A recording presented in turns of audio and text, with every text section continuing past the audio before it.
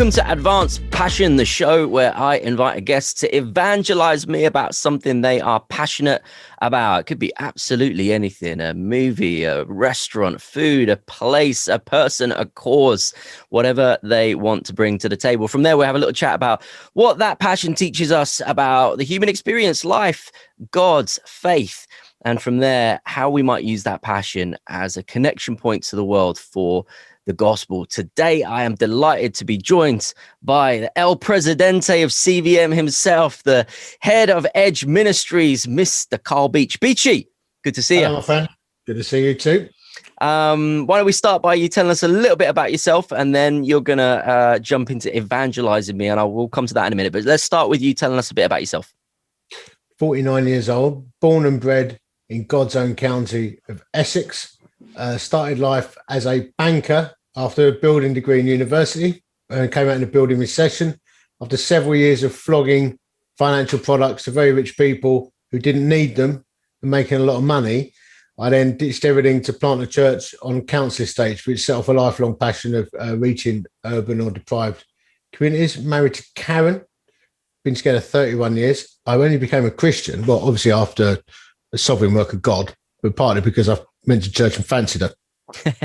and I asked her out. She said she only go to Christians, and I faked a conversion. And she saw through it. But a few months later, there we go, cosmic ambush. Now got two daughters in their 20s, one a tattoo artist, the other a vet. I live in a place called Staveley, which we're putting on the map, which is a very deprived ex-mining community. And work nationally, running a network of churches, setting up poverty impact centres, Edge centres, and doing a lot of men's stuff. And I, until recently, led a church, a good-sized church, actually, that I planted 10 years ago. But I've left that now. I'm on the board, but I do this Edge stuff really predominantly. And I think that's me in a nutshell, really. Oh, I've got Beautiful. pets. You know, Go on, tell us about your pets. I've got a rescued tortoise called Gary, a rescued cat called Spencer, and a hamster called Clive. We did have a dog called Flick, but it died last year. Oh, sad story. Sad story. You should have started with the dog that had died, so that we could then end on the positive of the rescued animals instead. But what's done is done. Mate, you got to take people up, take them down, and build them up again in the next 30 minutes. Well, I always used to say that one of the things I learned from you was the tickle slap preaching method. So I feel like you've just tickle slapped me in your introduction. No, it's never on purpose. While I'm preaching, I feel the joy of the Lord, and all this humour comes out. In fact, at New Wine one time, I was about to speak, and someone came over to me and go, "Yeah, you're that Beachy." And I went, "Yeah." They went, "You're a comedian, aren't you?" And I went, "Oh, I'm a Bible teacher. I'm an evangelist." They must have left before the slap. They just got the tickle. That's the problem. Don't leave early, or you don't get the good stuff. So, Carl, why don't you evangelize me? What's the passion that we're going to be exploring today? Oh, I said to you offline, this is a tough one for me because basically the whole fuss of my life is reaching people with the message of Christ and working in areas of poverty, which I love, and living in them. But in the background, I did my poor long-suffering wife. I actually had to do this. I did an adult ADHD test and found out I'm like massively on the spectrum. Oh, you are? Like huge. I can't watch a film unless I'm taking, don't take notes, but I have to know how much it grows, what happened to all the actors now, what's happening, and I go down a rabbit hole and miss the film. I sort of hear it in the background. I'm fidgeting about all the time in here. I've got bike, keyboard, guitar, books, art stuff, playing stuff. I have 1,001 interests on the go, and I always get myself to a moderately low level of expertise. And then I move on to get bored. Like I learn how to paint, draw, watercolors, sculpting. Then I'm done with that. But and there's been a few things though that have stayed along the way. And my dad, when I was growing up, my dad was an undercover cop, and his way of relaxing, he had quite a violent job. It's this real juxtaposition. His way of relaxing was he put his combat jacket on. He used to go out on jobs on a green smock. I'll never forget this. Old pair of jeans, pair of boots, and he'd stomp around the garden. And he kept a very nice garden. And I grew up being in the garden with him. 20 years old, he was outside in the fresh air. So I was always out. And he had, and I wish I brought this in the room with me, but I forgot because of my ADHD. He had a Reader's Digest guide, the complete guide to gardening, which is published in the 60s. And actually, only last week, he sent me a copy that was sent over from Florida, a battered old copy, which was quite emotional because it's the book I grew up reading. This book. So my passion over many years has been the outdoors spaces and gardening, which is a little known thing. I've got a lot of interest people don't realise. So when I start putting a watercolour online, people go, "Oh, you're the Top Gear guy, though, aren't you? You're the Top Gear evangelist." No, you don't understand. I'm actually a complete wuss, you know. And I quite like me gardening and painting and classical music. You know, if you can see on my office, I've got vinyl records, loads of classical, even ABBA. So I love the garden, and I've just moved to a little house in this deprived community, which had a typical neglected garden. You know, where I pulled out of it old bits of trolley and bicycle and all sorts, you know, old bricks and stuff like that.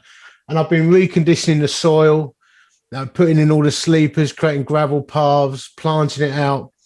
And you know, one thing I love about it, you know, it's this blend of knowledge, of understanding all the different soil types and the way the plants grow in different conditions, the hard work of digging out old roots. And there's something beautiful actually as a Christian of getting rid of old stuff, digging the old roots out. It's hard work, getting rid of, you know, proper old roots and digging them out. Something about, you know, digging the stuff out of your life. There's so many layers here.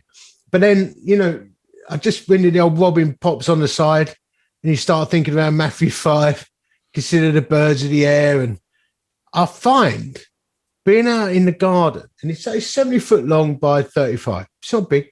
The office sits in it as well. I'm praying, and it's like there's something about giving your hands in the earth that God gave us, digging away. I do feel close to the Lord. I do. But my particular thing, because Karen likes flowers for cutting, and you know, I'll put all them in. I'm working on the scheme at the moment. There's some flowers I like, some I don't. It's weird that you get a bit of a thing in your head. I think, you know, some blokes, you get a real fixation on certain types of things. Mine are trees. I've always loved trees. I've always liked having a little tree in my garden, but I haven't got a big enough garden now. So the other thing is I like shrubs that I can cut to look like trees. Okay. And I love bonsai trees. Come on. So in my garden, the thing I'm particularly proud about at the moment is I've got a north-facing garden, which means only some things can grow well in certain patches, which means you've got a south-facing fence somewhere. It's north-east facing. So I've got one fence that's south-facing. Now, on the one side, I'm planting like the ferns and the hostas. It's like a woodland garden. Yeah. On the other side, I create this beautiful cottage garden, but I've got an oriental area. Okay. Which I know because you've got a love for Japan. I do, yeah. Well, I've got an oriental area, which is a sun trap. And I've just literally, in the last couple of days, had a gravel path down, all bordered with sleepers. It looks lovely. And I've rescued an old Akuba japonica. I dismantled a brick wall where it had been growing under a shed, its roots, and I pulled it out and I replanted it next to the oriental area. And I've cut it to look like an overhanging tree, Japanese style. And next to that, I planted some Photinia, which got lovely red tips on it. And then next to that, in front of me, with shallow bonsai planted area, bonsai trees, Fiscus, Chinese elm. I mean, this is powerful. You're throwing out words I've never heard before. You could be speaking in tongues for all I know. You're going to find something for me now and demonstrate. Well, oh, here we go. I keep them moisturised. Is that the miracle grow or is that just water? Like this. Look at this, mate. I've got my house plants too. This is called a fascinator. It's actually a prayer plant. Look at that. And it's perfect. Look at the leaves on that. I mean, it looks beautiful. Why is it a prayer plant? I don't know. It's called a fascinator or a prayer plant. Because, well, the reason is, at night time, I do know. I'll dazzle you with my botanical horticultural information. What's making me laugh at the moment is that Leaves at night. Sorry, people tuning in for like, all right, I'm really excited to see how we can kind of connect the ordinary passions of life into our evangelism, and they're just getting an extended summary of garden plants. It's great. At night time, yeah, the leaves curl up like that, and then in the morning when the light hits them, they unfold and hang down. So it's a prayer box. It's like it prays. Okay, then it unfolds. Nice. We're still with you, Carl. We're still. Come on, you're evangelizing me, so I've given you free reign. You got to go. Well, what I'm hoping is, my friend, are you picking up on the wonder? Yes, I am. So I can sit there on my bench with the sun beating down on me, that God put in the sky, and I watch these plants growing, these bonsai and trees growing over many, many, many years that will outlive me. And it's poignant. Now, I think there's something about a stage of life I'm at. Because when you have kids, you can't do this kind of stuff because they just want to kick a ball through your bonsai, But when you get to a stage of life where you start to appreciate your mortality more, and you start to realize that you're building not for yourself, but a legacy. There's that phrase, isn't there? Wise men plant trees under which shade, wise men sit under trees they planted, which I'll never see fully grown, or something like that. Oh no, plant trees under which the shade they'll never sit, because they're looking to the future, something like that. I can't remember if he said Tom Jefferson or something. But anyway, for me, it's about watching this beautiful thing grow in front of me. And of course, it slows you down because you're having to prune them in the right seasons, wire them into the right shape and all that kind of stuff. For me, it brings me closer to God, and it keeps me focused on what really matters. But also that blend of being outdoors, getting your hands dirty, sweating a bit, and then sitting back at the end of the day and just contemplating God's beautiful creation. There's something special about it. The final thing is the redemption of barren spaces. I think we should all be passing through life leaving things better than we found them, whether you own it or not. So one of the things I am very heavily involved in Edge at the moment is community gardens. I've just acquired 1.8 acres for free of barren land, which are going to transform into something beautiful for people to get their hands on. Local brownie groups, kids with additional needs, veterans, PTSD sufferers, because where I live is like recruiting grounds for the armed forces. We've got Falklands veterans here, Gulf War veterans, we've got PTSD, all that kind of stuff. And just getting the community engaged, creating places of peace and prayer. There's something about, so we've got a cross-shaped garden design, it's 1.8 acres, vegetables, flowers for cutting, places of prayer and peace. Me, I'm a rampant gospel communicator, so I'm not relying on that alone, but there is something about that which draws people to the heart of God. Many people discover God in a beautiful place at the top of a mountain. So that's gardening for me, bro. Well, this is good. I mean, you've thrown up loads of stuff there that we can talk about and unpack in more detail. I'm particularly excited about the bonsai trees because when I was about, 7, 8 years old or something, I saw Karate Kid 2 and all the bonsai tree cutting and Mr. Miyagi and stuff. It blew my mind. And my mum bought me a bonsai tree from the garden center and I was able to prune it myself. So, but the truth is, the passion for gardening and the outdoors never for me took hold. And I think one of the challenges I've always found with the gardening stuff, and I think maybe there's something kind of profound for us to talk about here, is that if I could go into my garden and I could trim all my hedges back and I could mow my lawn and I could get all my plants planted and I could get it looking exactly how I wanted, and then it stayed like that, winner. I'd be so happy because it'd be like, great, I've done my work and I've got it looking good. I guess like doing a painting, right? I'm going to paint my painting. I'm going to get it looking how I want it. And then boom, my work is done and I can put it on my wall and it's there. And for me, the frustration for me with gardening has always been this idea that you put all this work in and then you go away from it and you come back and it's overgrown again. God messes it up. There you go. It keeps growing it. Keeps growing. Yeah, but or you could view it as the gift that keeps on giving. Okay, there you go. Yeah. It's the gift that keeps on giving. Now, I would say when I was your age, and I'm anticipating, I think I know how old you are because we used to work together. Can't remember your birthday. When I was your age, even until 5 years ago or so, it wasn't my thing still. It was my thing when I first got married. I had time and capacity. And then I spent many years charging around, killing myself, literally just killing myself, like 100-hour weeks, crazy hours. And then your kids grow up and various other things happen. And you still chase around because you're still in the mode you once were.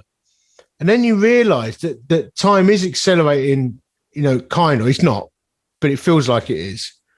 And you realize you've only got, statistically at 50, maybe I've only got 30 summers left. Right? Probably less statistically. I might have 26, 28 summers left statistically. When you get into gardening, it is a seasonal thing still, despite climate change messing things up. It's still slightly a seasonal thing. There's things you do at winter, things you do in autumn, things you do in summer, things you do in spring. You watch new life emerging in spring. Right. And that spring comes around faster and faster. It reminds you of your mortality. So actually, there's a beautiful rhythm of prayer in this too, a beautiful rhythm of spirituality. Every spring that comes around, I watch new life springing up in my garden. It's an amazing thing to watch a hosta die back and then re-emerge bigger, more beautiful than it was the year before. And then you think, I wonder how many times I'm going to shuffle my feet in the leaves. I wonder how many more times I'm going to have to be able to water my hosta and watch it spring into new life. Right. A mini existential crisis from gardening. A hosta in the shade brings many a man to his knees. So there is something beautiful about the fact it goes wrong again, and you have to bring it into order. Even you're always constantly tinkering around. We came through a very traumatic 2 years, Karen and I, with some stuff, and nothing we did, but stuff that we had to navigate and negotiate in our wider family circle. It's very, very hard, very, very hard. About as worse it gets in some circumstances, really. And I was digging out all these old roots and old stumps and thinking, when you come out of a crisis, it doesn't just lift like that. The sun starts to appear in the sky again through the clouds. You see a glimmer of light, and then slowly but surely see patches of the sun outline. Then you see patches of blue. Then one day you wake up and you're standing in full light again. And I was digging out these old stumps as we came out. We were finally standing in full sunlight, thinking, the old is gone. The old is gone. Right. These old stumps are gone. Wow. Gone. And I think, there's something. There is something about hands-on work with God's creation, but it didn't happen for me in my young years. I did when I was very young. Then when I first got married, then life took over, and I'm at a stage of life now where it has meaning and purpose. And actually, I've got the rest of the afternoon off this afternoon. When I get out of this, I'm planting some alliums.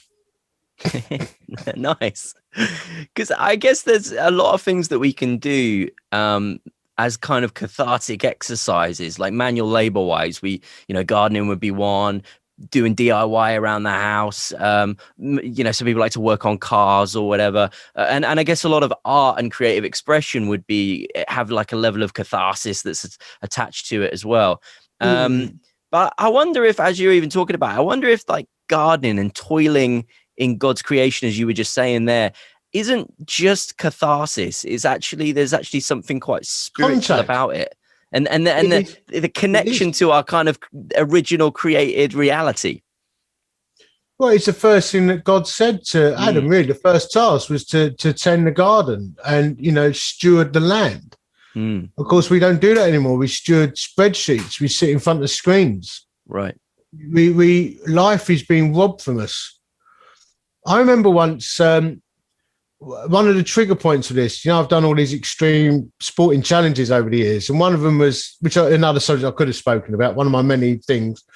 One was when I was training for a big long cycle ride from Nice to Naples and Calais to Nice over the Alps. I went on a training ride in a very hot day in the Canaries and went through this barren valley. Long story short, I found myself sitting under an olive tree, which had the only bit of shade at the top of a mountain. It was like 28 degrees. I had a little bit of water left, and I had some jelly babies in my back cycle pocket of the jersey. And I remember sitting under this tree, looking out over creation, thinking, actually, all I need is a bit of shade, some water, a little bit of food. I'm a happy man, because that bit of shade was such a relief. That little bit of warm water that was left was such a relief. So I was exhausted. And there is something about being outdoors, even in the rain, that has a beautiful simplicity attached. And the Bible does say, make it your ambition to lead a quiet life. Work with your hands. And, if you came around our house, before I moved as well, and even back when you knew me years ago, we don't have lots of new things. We have a lot of old stuff. We keep everything clean and nice, but I don't need a lot. I don't need a lot to be happy. That chair in the background was 40 quid on Facebook Marketplace. The bicycle was off a bloke who didn't want it anymore. The bookshelf in the back was a recycled book unit. The coat stand was saying we nicked off someone. The chair's got holes in it. The kit comes from the ministry. I don't need a lot. Right. I got an old T-shirt on, it's got holes in it. I don't need a lot of stuff to be happy. And is that something that you've had to cultivate, or do you think it's something that's happened naturally as you've got older and wiser, or do you think it's something that you've actually had to cultivate spiritually and find a greater level of satisfaction in the simpler things, the quieter things? For example, the process of gardening or something. It is partly related to, that's part of the reason I like just being out in my little patch of land and tending it. Just keep things simple.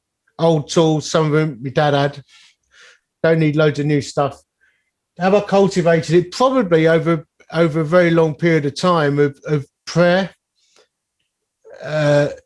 spending time quietly with the Lord every morning, pretty much, listening to what he says to me, listening to the whisper from heaven. I do practice that, religiously, dare I say. And going through the storms of life, walking through rubble and failure and, facing up to, your own limitations and your dependency on God, you just realise that, and bear in mind, I had a very big job once where everyone had a lot of money, but also saw train wrecks of divorces and addiction, and there's a lot of dead and divorced millionaires or ex-dead divorced millionaires who are in the city, in London.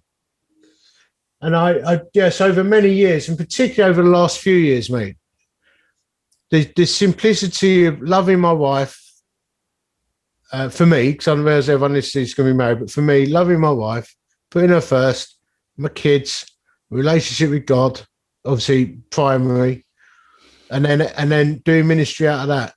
So I do things that keep me very grounded and centered. I still put a shift in. I've got a fast moving brain. I can't stop that. Sure. But I do things that embrace simplicity and the movement of the seasons and being out on your knees, digging the earth is a beautiful thing. And even then, and keeping humble. I go litter picking with the local guys. I put the chairs out of church. Doing humble, simple things. Very important. And when you kind of think about people that are super passionate about gardening, to the end, like every weekend down to the garden centre to get what they need and really garden proud in terms of wanting to put the effort and the toil and the hours in, keep everything lovely and stuff.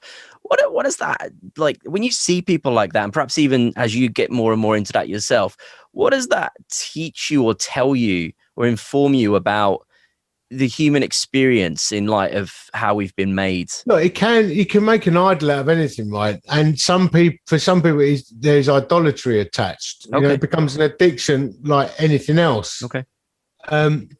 Now I like my garden to have a slight wild edge to it. It's not all neat rows, like an English. Let me give you a gardening lesson, Ben. Oh, here we go. An English cottage garden is an explosion of colours and flower species. You know, to the extent it could look untended.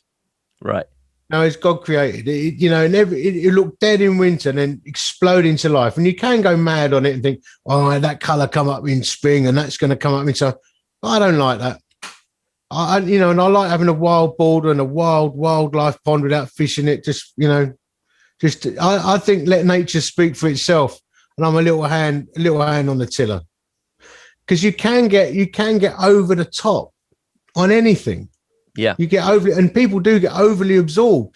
When I was doing a lot of cycling, a lot of long distance cycling, people have all the kit and their little gizzits and little holsters and stuff. I ran a Snowdonia marathon once in a pair of rugby shorts and an old t-shirt. and I had an old jumper with me. And I was standing there, and there were people in lycra, spandex, had all little capsules all attached to them and GPS systems. And, you know, I had my old G-Shock watch, old Casio G-Shock watch, rugby shorts, which I must admit did rub after 20 miles, and an old t-shirt. And I pulled up there with my mate Steve. He drives an old Capri. Now, we pulled up in Wales, and I just slung my jumper on a bench by a tree. I went and ran the marathon. My jumper was still there because no one wanted it. Finished, got given a bit of slate, I think, and a t-shirt, and then went and had fish and chips, pint of beer, and went to bed, and then drove home. And there were people there, they like RoboCop, because they thought, I need all this stuff. You don't. You just need to get fit. You know, it's all rubbish. So a lot of this gardening stuff, people build complexity and they get into it, and they get into the hobby, and they spend thousands of pounds. You know, I'll be driving along, see like a bit of hops going up a lamppost, think, oh, I'll take a cutting of that. That'll cover me fence. You go down the garden centre, it's like 15 quid. Right. I want to jump into the practicals of how we could, you know, utilize something like a community garden or just community involvement in general, community interest in general for evangelism. But before we do that, one of the things that I wanted to kind of pick up on was this idea of our own formation before we going into the world. You know, what's our own faith like? How we journeying with the Lord, and what do we actually have to offer? What storehouse are we offering from? And you've used to call it like illustrations from the gardening. One is that cleaning out the weeds in the garden is good for the garden. It's also cathartic for you. But like, how can we spiritually go about doing that, cleaning out, doing a bit of gardening in our own faith as we seek to then reveal the goodness of that garden, even if it is a little bit wild, like an English garden, as you were explaining it, as we reveal the goodness of that garden that God is cultivating in us, wild as it may be, to the world. How are we doing that weeding in our own life, and how are we tending to our own garden, as it were? How do we do it? Yeah, well, just give some kind of practical thoughts around that, really. Well, look, you know, there've been. I always worry that people like me, you know, Christian leaders, national or local, say the same things over and over and over again. But I can only say what ultimately has worked for me. And ultimately, what has worked for me is I have to set time aside. Well, I don't set time aside. This is what I do. I commune with God at the start of my day, and I do through the day. But I do make it my practice to start my day with God, and I do that in several ways. They're all piled over there, so I won't leave the screen in, but I've got a whole load of old vinyl, gospel worship songs, tent revival music, Spotify playlists, all the current stuff as well, Beth, all of that, fine. But you'll hear the music coming out. I've got old hymn books. I read the old hymns, and I read through scripture, but I don't do it in a systematic way I used to. I dwell on things and let it soak into me. I've got prayer lists in old notepads, which I write out and I write through again every day. And I not every day, most days I'll rewrite out the prayer list. And I start my day with the Lord. And sometimes I'll put a post, I call it Dawn Patrol. Sometimes I put a post up on Facebook. I don't do it every day because it bores people, but I might have a run of a few days and leave it a few weeks. But I'm still doing it, but I don't always write it out. It's just a nice discipline. I'll get to about 7:30, I'll start writing it out. that those moments can start to me any time between 5:30 and 6:30. It's where I fight sin. We're all under temptation. We've all got pressures. So I find that I keep myself recalibrated by doing that. I'm not a natural early riser, but I program myself to be over many years. That works for me. So everywhere I go, I've got my Bible and my highlighters, my Crayola twistables, and my Pigma Micron pens, and I keep my nose in the Word, and I keep communing with Him, and that works for me.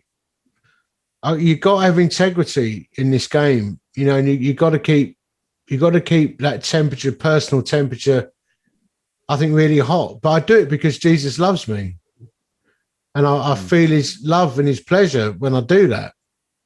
But then I also create space at other times. I make sure I go.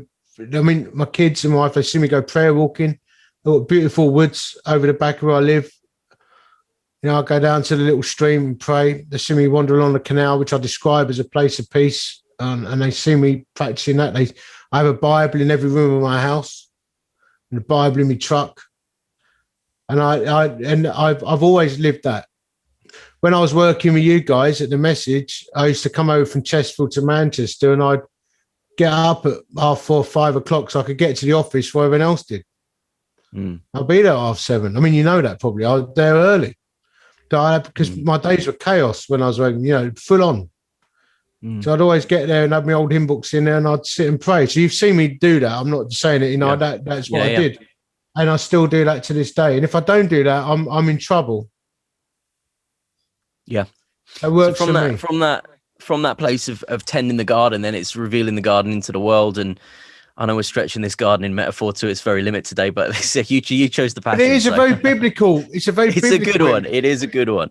Of course it is. Yeah, it works on so many levels. And as we reveal that to the world, just in the final few minutes that we've got, like you're interested in like community gardens and getting people together to work on stuff. And like, what's the evangelistic opportunity and blessing of engaging the community in mass community activities? Not like just organizing a community event where someone's going to preach the gospel, which is quite the traditional idea of it, but like just community life where gospel opportunity springs forth naturally. Well, we call it reaching forgotten people in forgotten places.